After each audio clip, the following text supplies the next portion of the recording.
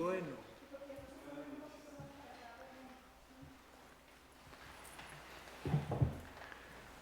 bueno, muy buenas noches.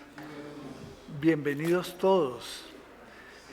Se ha presentado una situación que no tenemos todavía claridad qué pasó. Bueno, claro, después del aguacero de hoy, pues obviamente que muchísima gente se quedó en su casa, pero especialmente con Gabriel Misas, Gabriel, concertamos, concertamos esta presentación de su libro ya hace por lo menos 3 semanas. Luego hemos cruzado correos de otro orden, pero hace 3 días no me puedo comunicar con él. El teléfono, su teléfono, teléfono de la casa, no, el celular de él. En el celular no, simplemente pasa el buzón desde hace 3 días. Los correos no, como si no le llegaran. Es decir, no los lee, no está. Entonces hay algo extraño. Más extraño es que le envié la foto de un libro que estoy seguro que le interesaría mucho y no hubo ninguna respuesta. Es decir, no lo abrió, no puedo decir que lo haya visto, no, es que no le. Entonces no me explico qué pasa, pero podemos decir que se aplaza, no que se cancela, ¿no? Sino que algo debió ocurrir y en otro momento pues lo vamos a invitar. De tal manera que podríamos es conversar algo sobre la obra, ¿no? Esto no estaba, digamos, no estaba previsto una intervención, un comentario a su obra, sino el tiempo estaba destinado para la presentación que él hiciera, totalmente. Así que si me permiten, apenas hago una breve introducción para que hagamos que conversemos sobre la obra de Gabriel. Pues Gabriel lo conozco, fuimos compañeros de banco en la universidad, fuimos compañeros en Lovaina, en la misma época, pero Gabriel ha hecho una carrera en muchos campos, en muchos campos. En el sector público, Gabriel llegó a altísimas posiciones en la época del viejo modelo de desarrollo, de industrialización por sustitución de importaciones. Y sus primeros trabajos notables fueron sobre el tema de industria y especialmente concentración de la industria colombiana. Estuvo en la Junta de Importaciones de lo que se llamaba el Instituto de Comercio Exterior, el INCOMEX. Bueno, estuvo en la Presidencia de la República, en la Asesoría de Competitividad. Entonces, el funcionamiento del Estado lo ha conocido bien. Pero además de eso, no solo, digamos, un economista conocedor de la disciplina, conocedor de la teoría, el primer curso que él hizo fue sobre Keynes, en la época en que se planteaba que a los pensadores había que leerlos en sus obras originales. Entonces el curso de macroeconomía inicial de Gabriel fue sobre Keynes, fue sobre la teoría general. Ese era, digamos, lo que él desarrolló allí. Digo yo de Gabriel que es un economista muy raro. Y digo que es un economista muy raro en el sentido de escaso, en la acepción de escasez que tiene el término. Porque es una persona que siempre no solo ha sido bien informada, él busca la información, es una persona que sabe absolutamente de lo que uno le pregunte, él sabe. Sino que me refiero a que ha incursionado en profundidad en las ciencias sociales. Pues no por casualidad fue director del Instituto de Estudios Políticos y Relaciones Internacionales, el IEPRI, y allí continúa, pero también en la Facultad de Economía de la Nacional. Entonces, uno puede ver, digamos, unas fortalezas muy grandes en teoría política, en teoría sociológica, pero en teoría sociológica, digamos, con los autores relativamente contemporáneos y muy fuertes. Entonces se me ocurrió que la mejor manera de introducir a Gabriel, que todo el mundo conoce pues sobre su trabajo, muchos de ustedes han sido estudiantes de él, entonces tomé un pensamiento para explicar esa rareza, que no sé si tú la puedas pasar y la miramos. Es un texto sumamente breve, pero que me parece que aplicaría bien a Gabriel Misas. Es un texto de Keynes de los años 30, y entonces dice lo siguiente, le puse el título, La rareza de un buen economista según Keynes. El estudio de la economía no parece requerir dotes especiales de orden inusualmente superior.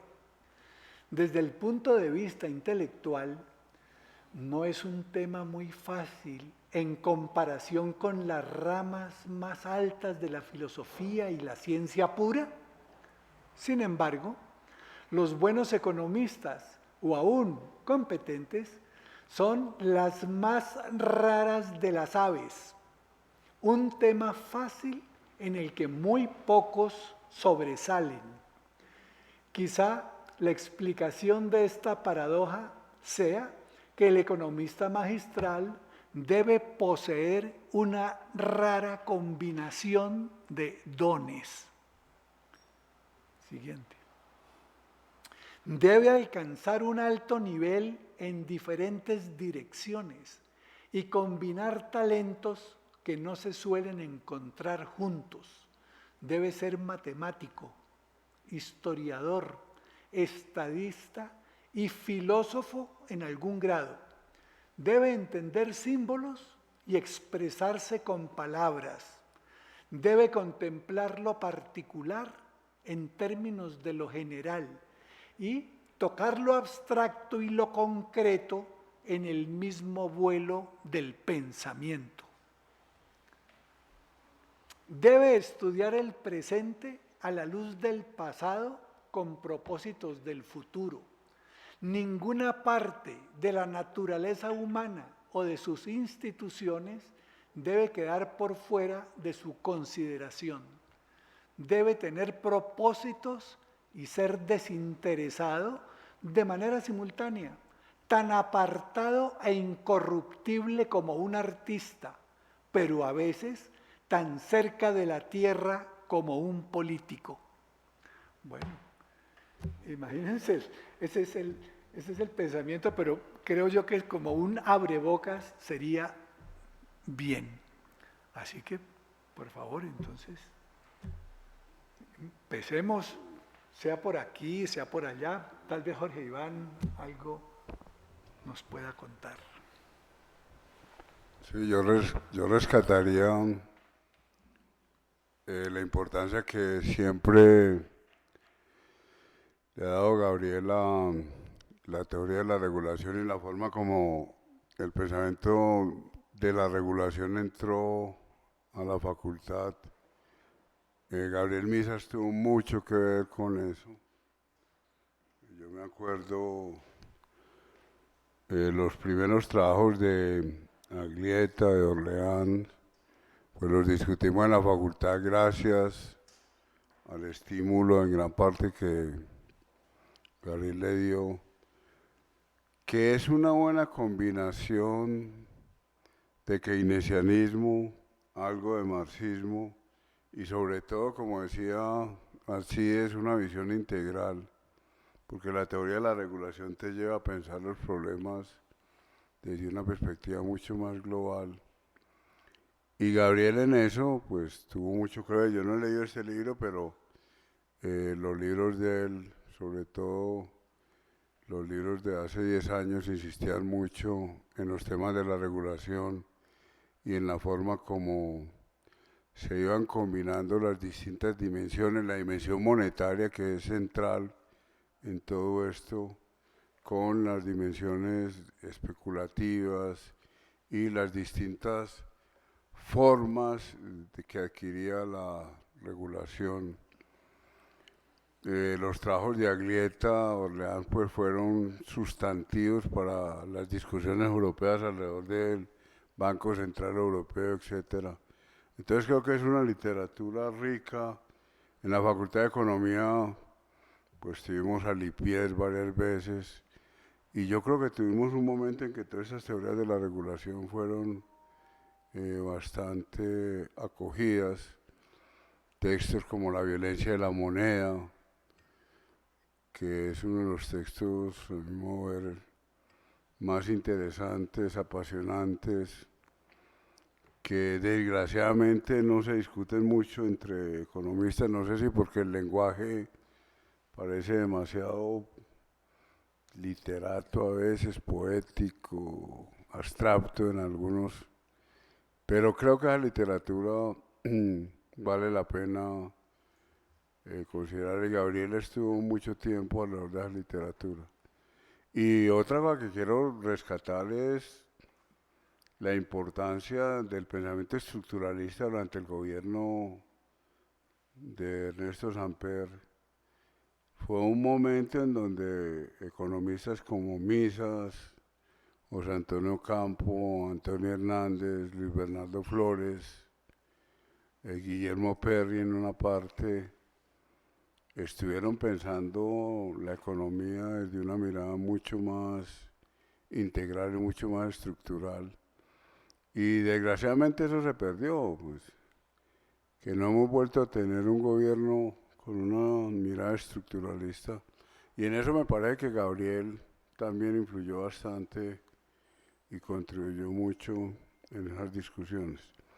Y finalmente la relación con otras disciplinas. Gabriel ha sido muy interdisciplinar y el hecho de que esté ahora en el IEPRI también es una muestra de esa mirada mucho más integral. Y bueno, discutiremos con él la próxima vez, pero creo que sí hay unos mensajes fuertes. Los trabajos iniciales del con Corchuelo sobre concentración, los primeros trabajos de concentración, Misas y Corchuelo escribieron varios textos que fueron muy populares en su momento sobre los problemas de monopolio, concentración, industria. Entonces, bueno, eso es como lo que agregaría a los comentarios de Alcides. No sé qué más. Sí, tal vez. Listo. No, pues yo quería agregar un punto, y es que dentro de la literatura francesa y europea, hay dos escuelas de la regulación. La escuela de la regulación de Jean Tirole, Premio Nobel de Economía, que es una escuela que analiza más, digamos, la captura del Estado. Y lo hace mediante modelos, ¿no? Y es una escuela bastante importante de lo que ya llaman reglamentación más que regulación, ¿no? Basados en el enfoque del principal y el agente, ¿no? Sobre eso hay libros hay libros importantísimos. Y el otro enfoque es el enfoque de Aglietta, Boyer, que tal vez hay que mencionar, fue tal vez uno de los fundadores de esta escuela, Lipiest, que también estuvo en eso cuando yo era decano en los Andes, lo invitamos una vez hace mucho tiempo, cuando él era muy joven, que se orienta más digamos que a la captura del Estado, más a problemas digamos de acumulación. Por eso el título del libro es Regímenes de acumulación, que como Jorge Iván menciona, pues viene, digamos, de toda la tradición cepalina y de la tradición marxista también. De otras cosas, de Suisi, Paul Suisi también. Yo creo que fue un economista realmente muy importante porque fue, digamos, quien creó, uno de los fundadores de la teoría del excedente económico. Entonces estos dos enfoques realmente son, yo diría que son complementarios, pero que ha prevalecido la primera escuela, porque es una escuela práctica, más digamos de modelos para analizar problemas de monopolio, problemas digamos de ruptura del equilibrio de poderes, de cómo un proceso decisorio en el Ejecutivo puede ser contrabalanceado por el Congreso, por la justicia, etc. Y aquí en Colombia yo creo que es clave, porque el enfoque, digamos, de acumulación me parece que se ha dejado a un lado con la globalización y el modelo, digamos, neoliberal, porque no importa como importaba, digamos, en los 60, 70 y 80, que era, digamos, la acumulación, el proceso, digamos, de inversión, cómo se aumentaba el excedente económico, etcétera. Y en la primer vertiente de la teoría regulatoria y de la reglamentación, pues Colombia, digamos, yo creo que ha tenido algún desarrollo, porque ha creado 3 fuentes institucionales grandes, digamos regulatorias. ¿Cuáles son esas? Primero, las superintendencias.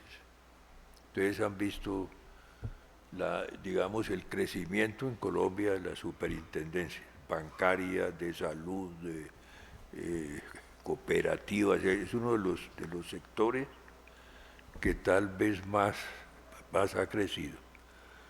El segundo son las comisiones de regulación. Ustedes tienen comisiones de regulación de servicios públicos, de energía, etcétera, para el manejo de precios y del mercado. Es decir, y el tercero son las agencias nacionales. Eso es un campo muy importante. Agencia Nacional de Infraestructura,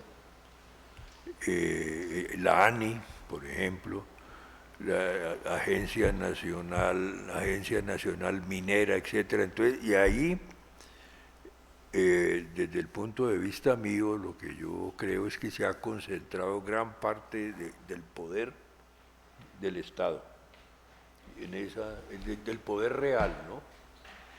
De cómo se maneja el país y cómo se hacen los procesos de acumulación, depende mucho de esas tres agencias, de esas tres agencias, no, grupos de agencias, que son superintendencias, comisiones. Entonces, realmente los dos enfoques, el enfoque reglamentación, regulación y el enfoque acumulación, son dos enfoques claves. Uno ha aumentado, digamos, su influencia, que es el de este que les mencionaba, de la parte regulatoria y reglamentación frente al segundo, que son los procesos de acumulación, que tienen, digamos, una tradición muy distinta. Y si uno mira en el modelo de desarrollo, digamos, colombiano, pues el enfoque, digamos, de acumulación fue clave. Uno puede ver la política del profesor Kerry como una estrategia del enfoque de acumulación, que es trasladar el ahorro privado para favorecer un sector, el sector de la vivienda y la construcción, partiendo de la base que el proceso de acumulación se hacía, digamos, en ese frente.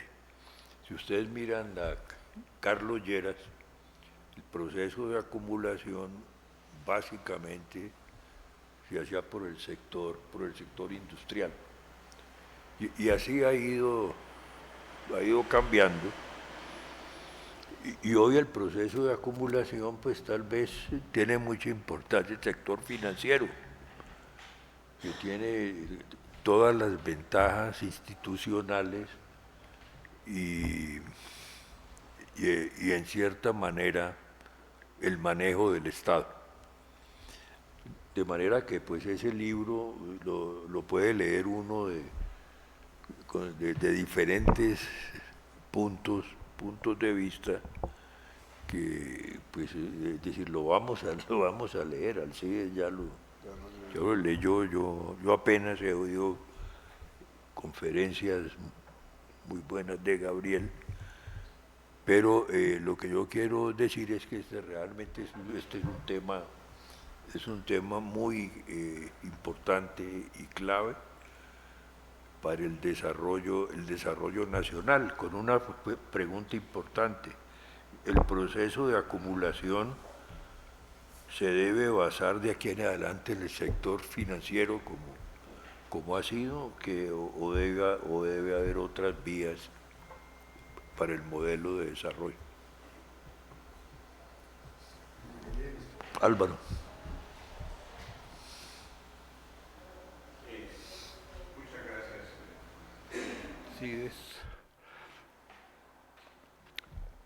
Solo tres breves puntos. Primero, he conocido al profesor Gabriel Misas Arango en la Universidad Nacional desde hace varios años. Siempre me ha parecido un gran docente, un buen investigador y una persona muy luchadora por sus ideas y por sus conceptos y por difundir su pensamiento. En segundo lugar, debo decir que, pues, lo que se ha leído aquí sobre las inmensas capacidades que debe tener un buen economista, pareciera que lo de menos es ser economista, porque además tienen que ser filósofos y tienen que ser estadistas y tienen que ser personas de un conocimiento, de un pensamiento muy amplio, panorámico, enciclopédico, integral. Y para colmo de cosas yo quiero agregar que estoy insistiendo mucho en que los economistas también deben ser psicólogos, deben tener a su disposición la herramienta de la psicología que les permita entender las partes no racionales de la economía. La economía es extraordinariamente organizada, estructurada, racional, pero el ser humano no lo es. El ser humano tiene muchos aspectos emocionales e irracionales que cuando intervienen en la economía generan situaciones inesperadas, a no ser que se conozcan los elementos básicos de la psicología. Y el tercer punto que menciono es que el maestro Gabriel Misas Arango pues ha estado estudiando mucho la privatización de la educación y la falta de financiamiento de parte del Estado de la educación pública. Y ese es uno de los puntos generales complejos en los cuales se ha debatido la sociedad.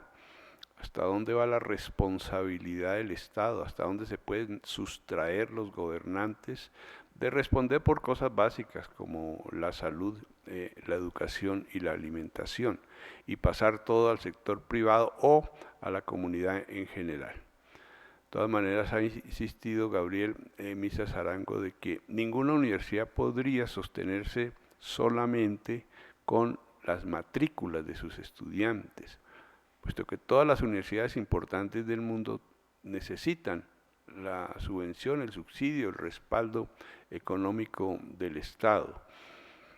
Y privilegiar la educación privada también nos lleva a las situaciones actuales en las cuales casi ninguna familia está logrando sacar sus hijos adelante, puesto que ya son matrículas tan costosas que además no tienen ninguna regulación específica, en las cuales un padre de familia gastará 200, 300 millones de pesos para que su hijo se gradúe en cualquiera de las profesiones, y ahora están proponiendo, como sabemos, que ni siquiera reciban un salario mínimo, sino que después de todo eso salgan a ganar alrededor de 500.000 pesos mensuales.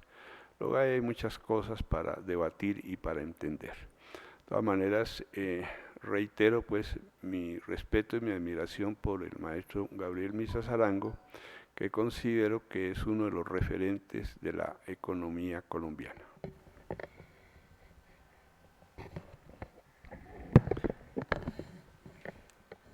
¿Alguien del público quiere decir algo? Por favor.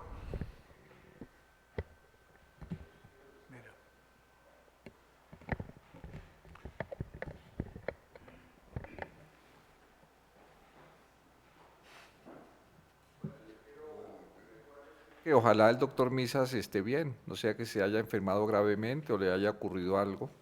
Creo que después de 3 días en que no se ha logrado contactar con él, sería muy importante investigar qué ha pasado. Ojalá que esté bien, hacemos votos porque esté bien y nos pueda acompañar en otra sesión en que se reprograme. Bueno, sobre el tema como no hemos leído el libro, pues pero sí tenemos la posibilidad de hacer algún comentario sobre el tema de los modelos de acumulación. Antes de empezar la sesión estábamos conversando un poquito sobre el estallido social en Chile.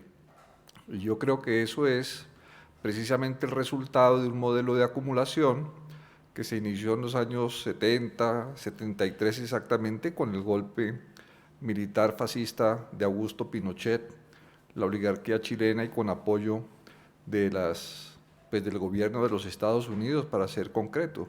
Entonces, estos modelos de acumulación, o en este caso, el que desarrollaron en Chile a lo largo de las últimas 4 décadas, pues culmina con un estallido social de proporciones descomunales. He podido ver muchos videos de diferentes ciudades, diferentes lugares, y realmente eso es impresionante. Es decir, el pueblo chileno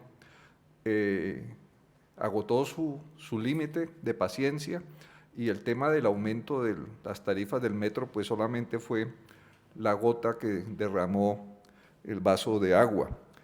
Y creo que es importante pues que pudiéramos conversar sobre eso, porque pareciera que Colombia y muchos países de América Latina pues van en la misma dirección. Y entonces este fue un modelo de acumulación, a mi modo de ver, cimentado principalmente sobre los procesos de expropiación del patrimonio acumulado por el pueblo chileno a lo largo de muchísimos años. Y creo que esa es una característica general del modelo de acumulación neoliberal en el mundo.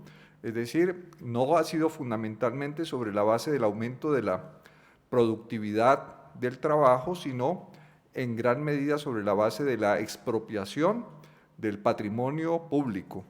Y acá hace unos 20 años se realizó una sesión y se sacó un libro que se llamaba Blanco y Negro de las privatizaciones, y donde quedó clarísimo pues todo el proceso de corrupción que se desarrolló en las ventas del patrimonio público. Bueno, y así ha seguido el proceso durante más de 20 años, en lo cual el pueblo colombiano pues cada vez le van arrebatando más derechos, y ahorita pues quieren hacer una reforma pensional pues que también va a crear condiciones insoportables de vida, sumadas a todo lo demás que ya existe. Bueno, yo pienso que debemos hacer algo, y esta academia ha hecho mucho, pero quizás todavía pueda hacer mucho más para proponer un modelo de desarrollo económico, social, que de verdad pueda ser sostenible, viable y gratificante para nuestro pueblo, y que hay que alertar sobre la posibilidad de estallidos sociales. Aquí pues esto ha venido, digamos que conjurándose por parte de quienes han capturado el poder del Estado a partir de una represión y una violencia sistemáticas. El martes pasado hablaba yo pues del tema del terrorismo de Estado, pero que no solamente es del Estado, sino también de muchos sectores que tienen armas, que tienen poder militar, poder económico en los territorios, y lo aplican por su propia cuenta, y donde el Estado pues con frecuencia se hace de la vista gorda. Entonces ese modelo de acumulación pues también lo están desarrollando en Brasil, lo han estado desarrollando en los últimos años en Ecuador, en Argentina, y por supuesto eso hace imposible pues la vida para la gente. Así que pues bueno, ahí dejo ese tema para que lo desarrollemos. Si alguien más quiere. Buenas noches, Alberto Moreno. Cuando uno era estudiante, precisamente parte de los desvelos era tratar de comprender las teorías de Aglietta y otros, o sea, en ese momento se debatían. No todas las universidades están en el mismo nivel de capacidad analítica sobre esos temas. Pero cuando uno sale, digamos, y va a una feria, lo primero que trata uno de buscar es libros como ese que está en la mesa hoy, porque le resumen a uno una serie de posiciones que hubo durante muchos años. Yo me acuerdo de cuando ya vino el proceso constituyente, yo no se imaginaba que muchas de estas ideas eran las que tenían en la cabeza los constituyentes o los encargados de la economía dentro de ese desafío de organizar un país, ¿no? Si uno se va a ilustrar de casos que suceden en América Latina, uno se imagina, bueno, sí ha habido crisis y sí ha habido quiebras, ¿no? Pero ¿qué sucede en Venezuela? Se desinstitucionalizó completamente, o sea, se destruyó. ¿Qué pasó precisamente desde el punto de vista institucional, digamos? Se desbarajustó un país. Puede haber mucha regulación, puede haber sectores regulados, la industria regulada, el comercio regulado, la industria, el sector defensa puede estar más o menos quizá en algún sentido regulado, u otros, aguas, ¿no? Salud, vivienda de pronto. Pero entonces uno dice, esos enfoques le sirven temporalmente a los países. Un país no se puede defender exactamente por un tipo de pensamiento que lo ilustre una línea como esta. Los países mezclan muchas, ¿no? O sea, uno puede pensar en las teorías del desarrollo, se aplicaron durante un tiempo, después las de la CEPAL, o sea, después las de todo lo neoliberal. ¿Cuándo se dio el salto al pensamiento actual francés de Piketty? Para mí, cuando yo me senté aquí a escuchar eso, me pareció como escuchar un marciano. O sea, yo en mi tradición nunca había, y yo no soy apegado tampoco a la tradición de la Universidad Nacional, por lo tanto no voy siguiendo exactamente los análisis que se hacen allá. Pero uno dice, esos cambios grandes, ¿quién se explica en la actualidad un Brexit? ¿De dónde salió? ¿Para dónde va ese país? Para mí es un caso muy grande. Pero si en América Latina uno piensa en Venezuela o Costa Rica o países en que sí les han ido bien las cosas, de pronto no han usado este tipo de conocimientos a fondo, se han apoyado más en lo del Banco Mundial o el FMI o sus préstamos o, bueno, modelos de acumulación agrícolas, ¿no? Comerciales, exportación, importación, lo que sea. Pero para mí es clave saber si en Colombia se aplicó, por lo menos en la parte del desarrollo de la Constitución, algo de esto. Porque yo conocí después, la crisis aquí que se vivió, se debatió mucho del modelo de acumulación, del modelo de desarrollo directamente. Y son etapas que se viven en los países, ¿no? O sea, puede ser muy interesante, el análisis puede ser interesante, pero hay que saber en qué se ha concentrado, qué ha transformado en determinado país. En Colombia, ¿qué nos transformó eso? En Chile, ¿qué transformó? Con luz y sombra, ¿no? Blancos y negros, porque no solamente son desventajas, en algún caso puede haber algunas ventajas. Entonces, muchas gracias, me gustaría leerlo el libro.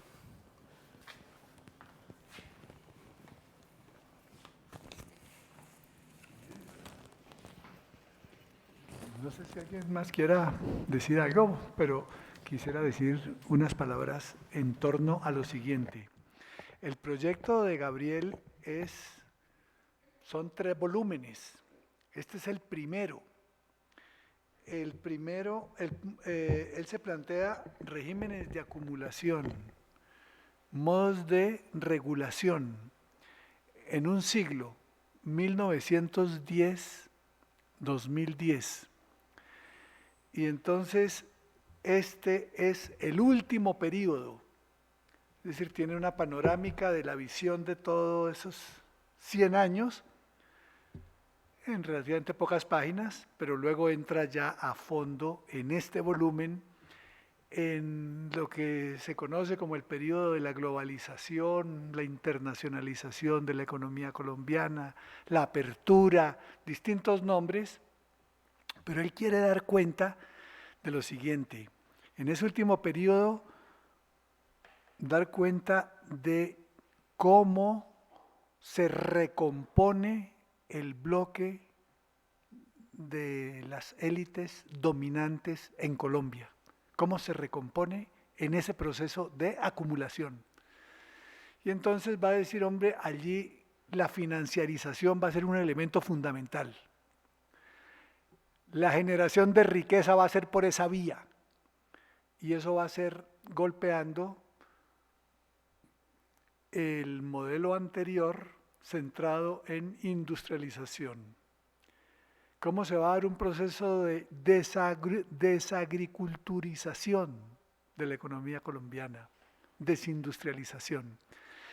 Pero va a ir mostrando lo siguiente. 1, ¿cómo se puede hacer de alguna manera una historia económica con las categorías más recientes desarrolladas en las ciencias sociales?